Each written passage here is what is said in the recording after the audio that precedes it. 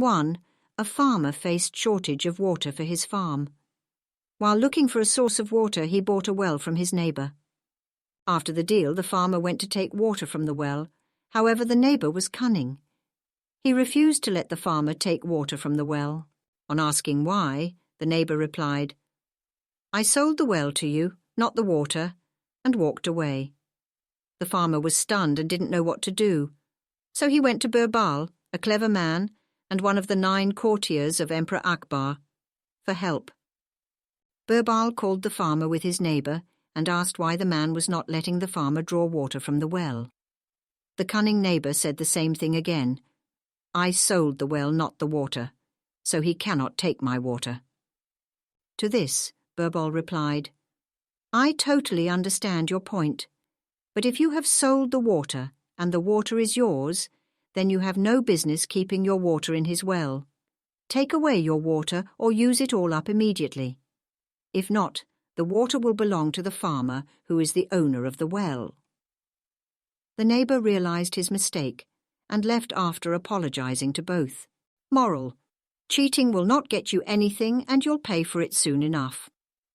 A school teacher used to take a short nap every afternoon. When his pupils asked him why he did so, he said that he went to dreamland to meet ancient sages. One extremely hot day, some of the pupils fell asleep in the afternoon. When the school teacher chided them, they said, "We went to meet the sages in dreamland." "What did they say?" demanded the teacher. "We asked them if a school teacher came there every afternoon, but they said they had seen no such person." A mother and a baby camel were lying around, and suddenly the baby camel asked, "Mother, may I ask you some questions?" The mother said, "Sure. Why, son, is there something bothering you?"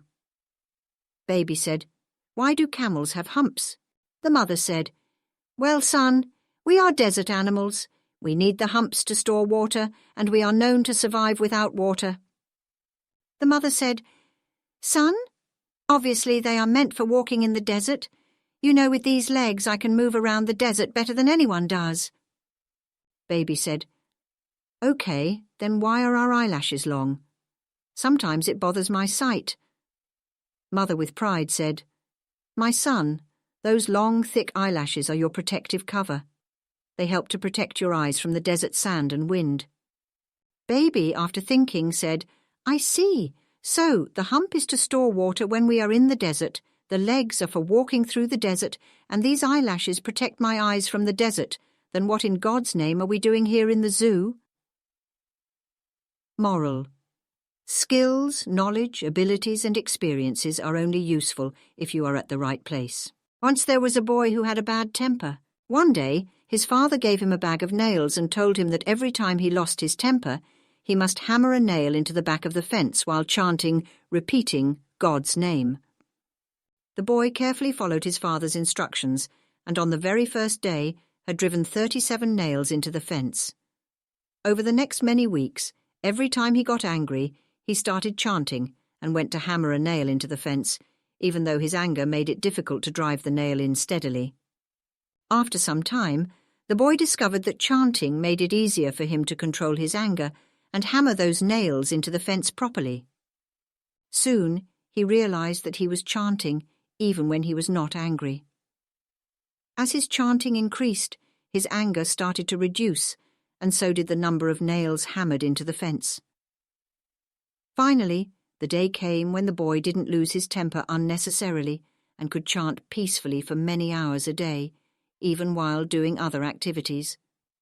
He told his father about this, and the father suggested that the boy should now pull out one nail from the fence for each day that he did not get angry.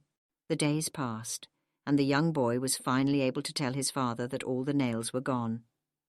The father then took his son by the hand and led him to the fence.